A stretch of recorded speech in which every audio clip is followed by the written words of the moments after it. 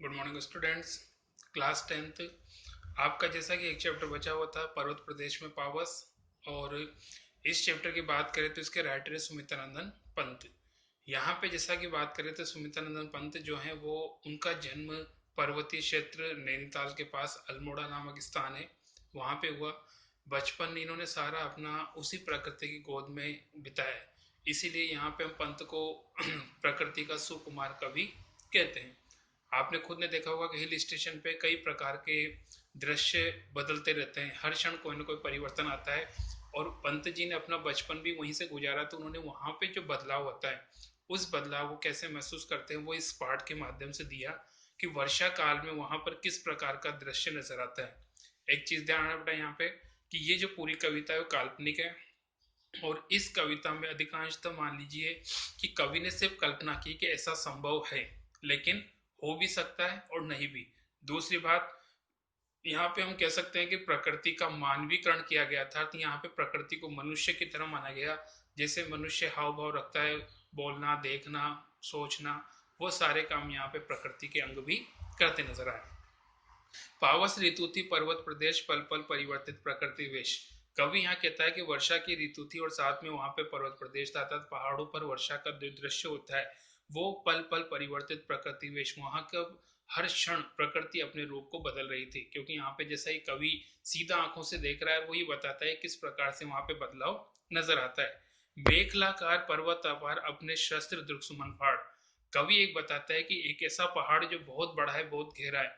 क्योंकि यहाँ पे जो मेखलागार शब्द है उसका अर्थ यहाँ पे कमरबंद के रूप में लिया है, जैसे महिलाओं का आभूषण होता है जो कमर पे बांधा जाता है, उसके तरह चारों तरफ पहाड़ के छोटे मोटे बहुत से पहाड़ हैं। और कवि ने उसी की भव्यता और उसके विशाल आकार को दिखाने के लिए इस प्रकार मेखलाकार शब्द का इस्तेमाल किया। पर्वत अपार अपने शास्त्र दृश्यमान, कवि कहता है कि उस विशाल पर्वत ने क्या किया, अपनी हजारों की संख्या में जो फूल रूपी नेत्र हैं। अब यहाँ पे बेटा बहुत बड़ी बात है कि कवि ने माना कि उसका जो विशाल आकार है, तो विशाल आकार को देखने के लिए बहुत अधिक आंखों की आवश्यकता है। और इसलिए कवि ने एक कल्पना की कि उस पहाड़ पे जितने फूल खिले हुए वो फूल नहीं है, बल्कि कवि के अनुसार उस पहाड़ की आंखें हैं जिनसे क्या कर रहा है, अवलोक रहा है, बार बार बार बार वो देख रहा है। नीचे जल में निज महाकार, और नीचे जमीन में, क्योंकि आप जानते हो पहाड़ होता है तो वहां पे नीचे ढलान इकट्ठा हो जाता है, और उस ढलान के अंदर दो पहाड़ों के बीच में तालाब बन जाता है। तो वहां जो तालाब बना, क्योंकि पहाड़ बहुत ऊंचा है, तो उस बहुत ऊंचे पहाड़ के नीचे तालाब भी बहुत दूर तक फैला हुआ है। तो वहां जो पानी ठहरा हुआ है उस पहाड़ का जो प्रतिबिंब है वो प्रतिबिंब यहाँ पे उस तालाब में नजर आ रहा है। तो उसी को कवि कहना चाहता है कि वो पहाड़ अपने प्रतिबिंब को उस बहुत बड़े तालाब के अंदर देख रहा है, बार बार निहार रहा है। नीचे जल में निज महाकार, और नीचे जो जल इकट्ठा हुआ है तालाब के रूप में उसमें उसका बहुत बड़ा आकार, बहुत विशाल पहाड़ है, तो उसका पूरा का पूरा प्रतिबिंब नजर आ रहा है। जिसके चरणों में पलाताल दर्पण सा फैला विशाल, कवि कहना चाहता है कि उस विशाल पर्वत के नीचे जो तालाब है वो बिल्कुल कैसा है, बिल्कुल दर्पण के समान है। अब आप जानते हो दर्पण होता है आईना, कांच। जिस प्रकार से हम आईने में अपना रिफ्लेक्शन देखते हैं, अपनी परछाई देखते हैं, ठीक वैसे उस तालाब के अंदर कवि क्या कह रहा है कि वो पहाड़ अपने पूरे प्रतिबिंब को देखता है। कारण, क्योंकि हम मानते बेटा कि पहाड़ पे पोल्यूशन नहीं होता, गंदगी प्रदूषण नहीं होता, तो साफ स्वच्छ पानी होता है। और जब पानी बिल्कुल स्थिर होता है तो उसमें हमें पूरा का पूरा प्रतिबिंब नजर आता है। तो कवि ने यहाँ पे उस तालाब की तुलना किससे की गई है यहाँ पे, कि वहां पे जो तालाब है बिल्कुल दर्पण के समान है, और उसमें पूरा के पूरे पहाड़ का दर्शन कह सकते हो कि उसका प्रतिबिंब निहार रहा है। अगला आता है, गिरी का गौरव कहकर झरझर मद में नस नस उत्तेजित कर। कवि एक चीज बताना चाहता है कि उस पहाड़ के ऊपर, क्योंकि हम जानते हैं बहुत ऊंचा पहाड़ है, तो निश्चित तौर पर वर्षा का पानी होगा वो भी ऊपर से नीचे गिरेगा, और वो एक बहुत बड़े झरने के रूप में गिरता है। तो कवि कहता है कि वो जो झरने के रूप में पानी गिर रहा है वो क्या है, गिरी का गौरव, उस पहाड़ की महानता का गुणगान कर रहे हैं। मद में नस नस उत्तेजित कर, वो सारे जो स्वर है वो हमारे मन को क्या करते हैं, रोमांचित करते हैं। हमारे मन में कह सकते हो कि नस नस में उत्तेजना भर देते हैं। क्योंकि आप देखते हो कई बहुत बड़ा पहाड़ है, कोई नेचुरल सीन ऐसा आता है जहां बहुत बड़ा झरना गिर रहा है, तो हमारे मन को क्या करता है, रोमांचित करता है। वही चीज कवि कहता है कि उस पहाड़ के ऊपर से जो पानी गिर रहा है, तो उसका जो शोर है, उसकी जो आवाज है, वो कवि ने मानी कि ये आवाज नहीं है, बल्कि ये झरने क्या कर रहे हैं, उस पहाड़ का गुणगान कर रहे हैं। संभव नहीं है, लेकिन फिर भी कवि ने ऐसा माना है। मोती की लड़ियों से सुंदर झरते हैं झाग भरे निर्जर। और उस झरने की जो पानी की एक एक बूंद है वो बिल्कुल साफ स्वच्छ है, और उस साफ स्वच्छ बूंद का पानी जब सूरज के किरणों को स्पर्श पाता है तो किस तरह चमकता है, जैसे कि मोती की लड़ियां। और जिस प्रकार से मोती की लड़ियां होती है वो कंटिन्यू एक के बाद एक आगे चलती रहती, चमकती रहती है, ठीक वैसे यहाँ पानी की बूंदें जो झरने के रूप में आगे से आगे चमकती हुई नजर आ रही है। गिरिवर के उड़ से उठ उठकर उच्च आकांक्षाओं से तरवर। अब यहाँ पे कवि ने एक चीज और कल्पना की है कि जिस प्रकार से पहाड़ होता है तो पहाड़ के ऊपर जो पेड़ होते हैं इसमें देवदार, चीड़ के वृक्ष होते हैं जो बहुत बड़े बड़े होते हैं, जिनकी शाल के वृक्ष होते हैं जिनकी औसत ऊंचाई कम से 20-30 फीट के आसपास भी होती है। तो कवि ये कहना चाहता है कि ये जो पहाड़ पे जो वृक्ष उगे हुए हैं वो मनुष्य के मन की महत्वाकांक्षा को बता रहे हैं। ध्यान रखना, बड़ा अच्छी तरह समझना कि गिरिवर के उड़ से उठ उठकर, पहाड़ के हृदय से ऊपर उठकर उच्च आकांक्षाओं से तरवर। वो तरवर यानी पेड़ किसकी तरह है, मनुष्य की उच्च आकांक्षाओं। कैसे?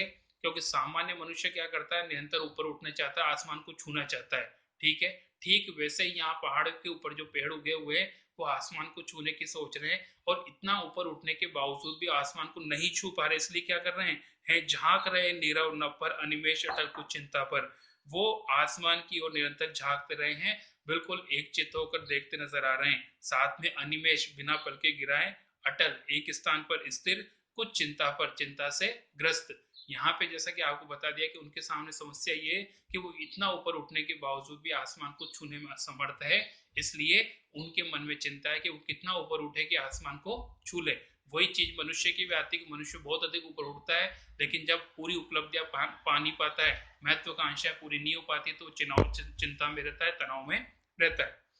उड़ गया अचानक लो भूधर फड़का अपार पारत के पर। अब कवि एक और प्रसंग बताता है कि एक बहुत बड़ा प्रसंग के रूप में बता सकते हैं कि एक बहुत बड़ा जो बादल है वो पूरा का पूरा पहाड़ के रूप में ढक लेता है। अब आप देखते हो पहाड़ों पे बड़े बड़े बादल आते हैं और वो पूरे पूरे पहाड़ को ढक लेते हैं, जैसे बहुत से बूंदी का टीवी टावर गायब हो जाता है, ठीक है। वही चीज यहाँ पे कवि ने बताया कि एक बहुत बड़ा बादल आया और उसने पूरे के पूरे पहाड़ को ढक लिया। अब कवि ने कल्पना की कि ऐसा लगता है कि वो पहाड़ उस बादल पे सवार होकर क्या कर रहा है, उड़ता चला जा रहा है। फड़का अपार पारत के, बादल के पंख पर सवार होकर वो पूरा का पूरा पहाड़ उड़ता हुआ जा रहा है। रव शेष रह गए हैं निर्जर। और अब यहाँ पे सिर्फ जो झरने, उन झरनों की आवाजें शेष रह गई है, इसके अलावा कुछ भी नजर नहीं आ रहा है, सिर्फ पानी की बूंदों की आवाज आ रही है। हे टूट पड़ा भू पर अंबर। और थोड़ी देर बाद ही उस बहुत बड़े बादल से बहुत अधिक तीव्र मात्रा में पानी गिरता है, और इतनी तेज मात्रा में पानी गिरता है कि वर्षा की बूंद ऐसी लगती है जैसा कि आसमान ने धरती पर अपनी बारिश रूपी बाणों से क्या है, आक्रमण कर दिया हो। धस गए धरा में सबे शाल। और कवि कहना चाहता है कि उस वर्षा के तेज प्रहार को देखकर ऐसा लगता है कि शाल के जो बड़े बड़े वृक्ष है वो धरती में क्या हो, समा गए। अब ऐसा तो संभव नहीं, लेकिन कवि की कल्पना है, क्योंकि सामने कुछ भी नजर नहीं आ रहा, पानी की इतनी तेज बौछारें पड़ रही है कि कवि के अनुसार सामने कुछ भी नहीं दिख रहा, तो उसने एक कल्पना की है कि शाल के वृक्ष धरती में डर के कारण समा गए। उठ रहा धुआं जल गया ताल। और थोड़ी देर बाद जब बादल शांत हो जाता है, या कह सकते हो बिल्कुल खाली हो जाता है, तब वो तालाब के ऊपर से गुजरता हुआ जरूर नजर आता है। तो कवि को ऐसा प्रतीत होता है कि उस तालाब के अंदर आग लग गई है और उसके अंदर धुआं उड़ता नजर आ रहा है। यूं जलद यान में विचर विचर था इंद्र खेलता इंद्रजाल। और इस प्रकार जो वर्षा का देवता जो इंद्र है, उसके लिए कवि कहता है कि वर्षा का देवता इंद्र है, जो अपने बादल रूपी यान पे सवार होकर पहाड़ पे से जादुई दृश्य दिखाता है। कभी शाल के वृक्षों को भयभीत करता है, कभी हो सकता है कि सिर्फ झरनों की आवाज शेष रह जाती है, कभी हो सकता है बारिश रूपी बाणों से धरती पर आक्रमण कर देता है, कभी पूरा का पूरा पहाड़ी आसमान में उड़ता हुआ नजर आता है। ये सिर्फ कवि की कल्पना है, अच्छी तरह समझना बेटा, मैं फिर वापस बात रिपीट कर रहा हूँ कि ये सिर्फ एक कल्पना है, और इसमें कवि ने मानवीकरण किया है। कई जगह झरने का किया है, कई जगह पेड़ों का किया है, कई जगह पहाड़ का किया है, और इन सब का मानवीकरण अर्थात प्रकृति के जो कह सकते हो अंग हैं वो मनुष्य की तरह कार्य करते नजर आते हैं। इसलिए इस कविता को अंदर कवि ने मानवीकरण का सुंदर प्रयोग किया है। बाकी नेक्स्ट है।